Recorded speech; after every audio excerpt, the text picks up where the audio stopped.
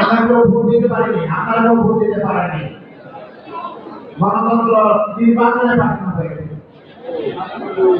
এদেশে অর্থনীতিকে ধ্বংস করে দেওয়া হয়েছে। এদেশের প্রত্যেকটি রাষ্ট্রীয় প্রতিষ্ঠানকে ধ্বংস করা হয়েছে, বিচার ব্যবস্থাকে ধ্বংস করা হয়েছে।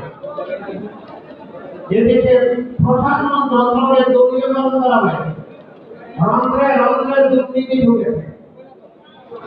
এই মুহূর্তে যেই সরকার পরিচালনা করবে তার জন্য এটা একটা কঠিন কাজ।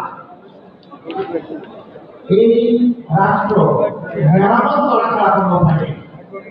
আর এই মেরামত করার কি ভিত্তি, কি রোডম্যাপ, কোন কোন অঙ্গনে কি কি মেরামত করা প্রয়োজন, এই জিনিসটা হচ্ছে তার একটি রূপরেখা।